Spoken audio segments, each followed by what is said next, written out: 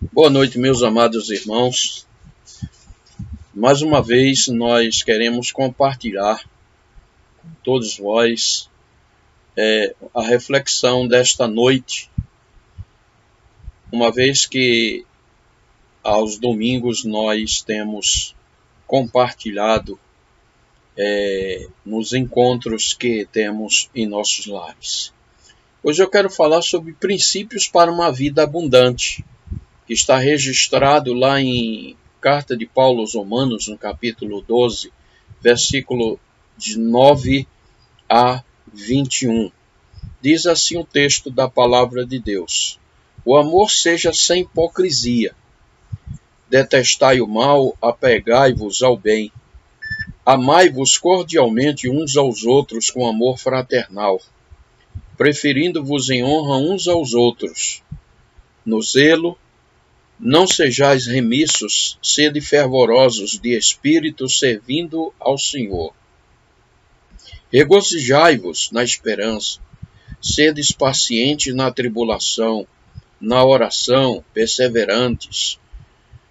Compartilhai as necessidades dos santos, praticai a hospitalidade, abençoai o que vos perseguem, abençoai e não amaldiçoeis. Alegrai-vos com os que se alegram, e chorai com os que choram. Tende o mesmo sentimento uns para com os outros. Em lugar de serdes orgulhosos, condescendei com o que é humilde. Não sejais sábios aos vossos próprios olhos. Não torneis a ninguém mal por mal. Esforçai-vos por fazer o bem perante todos os homens. Se possível, quando depender de vós, tende paz com todos os homens. Não vos vingueis a vós mesmos, amados, mas dai lugar à ira, porque está escrito: a mim me pertence a vingança. Eu é que retribuirei, diz o Senhor. Pelo contrário, se o teu inimigo tiver fome, dá-lhes de comer. Se tiver sede, dá-lhes de beber, porque fazendo isto, amontoarás brasas vivas sobre a tua cabeça. Não te deixes vencer do mal, mas vence o mal com o bem. Meus irmãos, o Deus que servimos é um Deus amoroso, misericordioso, bondoso, longânimo, e também um Deus justo. Deus estabeleceu leis que podemos chamar de princípios que regem o seu reino e determinam o enquadramento do homem à vontade de Deus. Quando nós praticamos esses princípios, estamos agradando a Deus, fazendo sua vontade, e suas bênçãos são derramadas em nossas vidas. Muitas vezes, não somos abençoados porque não estamos praticando os princípios de Deus. Deus não se deixa enganar. Não tem como o homem enganar a Deus. Os pensamentos dos homens não são os pensamentos de Deus. Deus tem os seus princípios que governam o seu reino. Vejamos exemplos de vida que quebraram os princípios de Deus.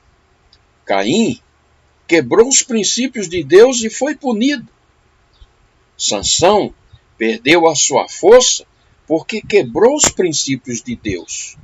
Saul perdeu o reino porque quebrou os princípios de Deus. O cativeiro de Israel aconteceu porque quebrou os princípios de Deus. Os princípios de Deus foram quebrados também por Ananias e Safira. O que aconteceu? Morreram. Mas os princípios de Deus são estabelecidos na sua palavra. Vejamos a lei da semeadura. Em Gálatas 6, 7 e 9, diz assim: não erreis. Deus não se deixa escarnecer, porque tudo o que o homem semear, isso também ceifará. Porque o que semeia na sua carne, ceifará a corrupção, mas o que semeia no Espírito, ceifará a vida eterna. E não nos cansemos de fazer o bem, porque a seu tempo ceifaremos se não houvermos desfalecidos. Não colhemos aquilo que plantamos? Você semeia o bem e colhe o bem. Você semeia o mal e colhe o mal. O profeta Oséias, no capítulo 8, versículo 7, ele diz assim: porque semearam ventos e cegaram tormentas. Não há seara, a erva não dará farinha. Se a der, tragá-lo-ão os estrangeiros. Se com Deus nós semeamos pouco, também pouco, irmãos, ceifaremos. Paulo escreve na sua segunda carta aos Coríntios, no capítulo 9, verso 6, ele diz que o que semeia pouco, pouco também ceifará. E o que semeia em abundância ceifará. Mas, se estamos pensando nesses princípios, vejamos o princípio da obediência. O interesse de Deus é que obedeçamos a sua palavra. Em 1 Samuel, no capítulo 15, versículo 22, diz: tem porventura o Senhor tanto prazer em holocaustos e sacrifício, como em que se obedeça a palavra do Senhor? Eis que obedecer é melhor do que sacrificar, e o atender é melhor do que a gordura de carneiros. Meus amados, Deus se alegra mais na obediência do que qualquer empenho na obra. E por isso que a salvação é para os que lhe obedecem.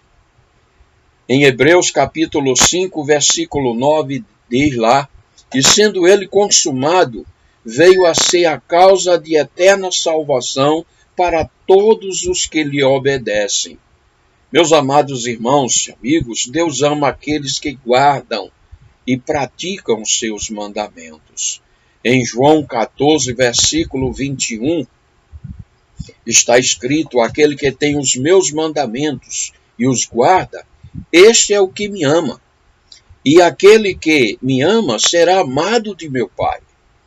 E eu o amarei e me manifestarei a ele. Mas vejamos o princípio da oração. Princípio da oração. A oração, meus irmãos, é o caminho de comunicação com o céu.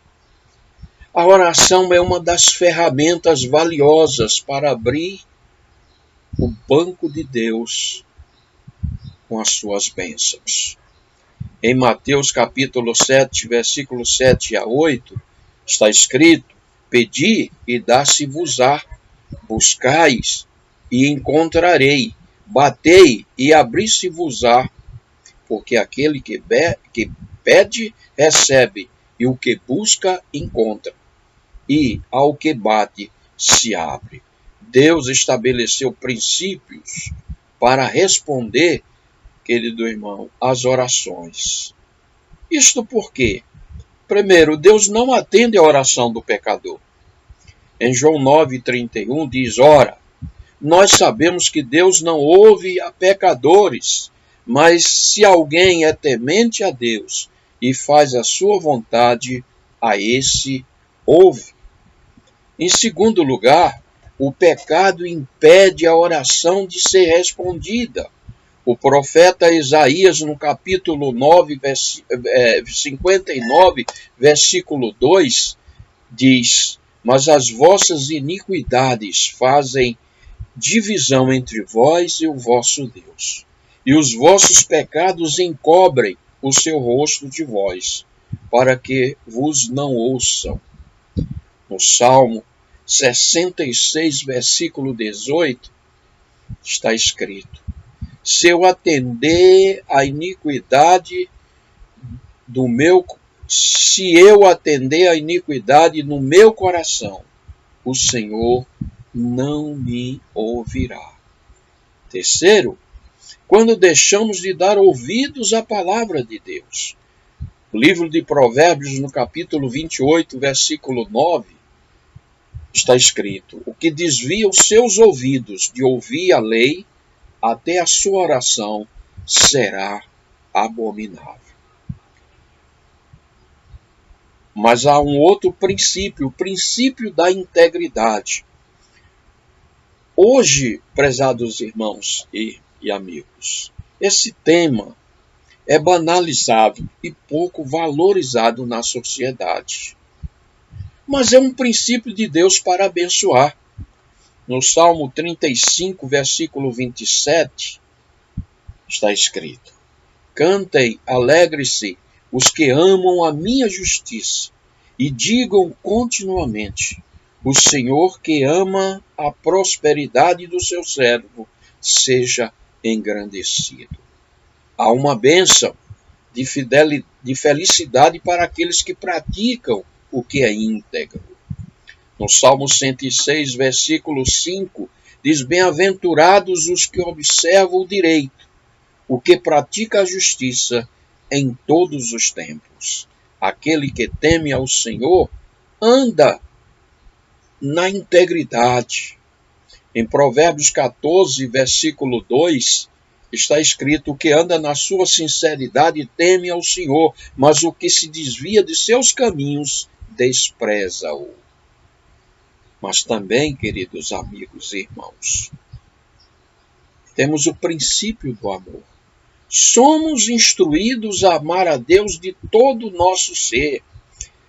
Em Deuteronômio, capítulo 6, versículo 5, está escrito: amarás, pois, o Senhor teu Deus de todo o teu coração e de toda a tua alma e de todo o teu poder. O amor estabelecido no reino de Deus, queridos, é diferente do amor do mundo. O amor do mundo é alternativo. As pessoas amam aqueles que amam. Isto é, eu amo quem me ama. O amor de Deus estabelecido no seu reino é um amor de reciprocidade. Nós amamos sem esperar nada em troca.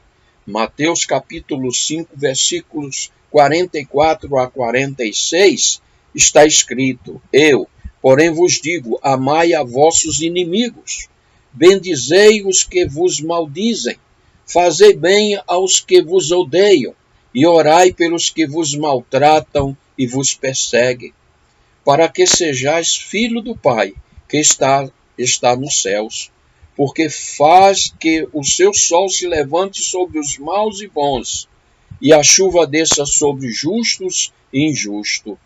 Pois, se amardes os que vos amam, que galardão tereis? Não fazem os publicanos também o mesmo? Paulo, escrevendo aos Romanos, no capítulo 13, versículo 8, diz: a ninguém devais coisa alguma a não ser o amor, com que vos ameis uns aos outros, porque quem ama aos outros cumpriu a lei. Eu quero, queridos irmãos e amigos, concluir esta pequena reflexão, porque temos aqui alguns dos princípios principais de Deus, para que tenhamos vitória em nossa vida e as bênçãos de Deus sejam derramadas sobre nós, sobre a sua vida. É preciso viver esses princípios. É preciso estarem fazendo a vontade de Deus e praticando o Evangelho de Jesus Cristo. Que o Senhor vos conceda experiência na sua palavra e reflitam sobre tudo isto que nós estamos vivenciando nesses últimos dias. Que Deus, pois, possa abençoá-los de uma forma grandiosa e que a sua vida, a sua família, ela possa receber as bênçãos dos céus.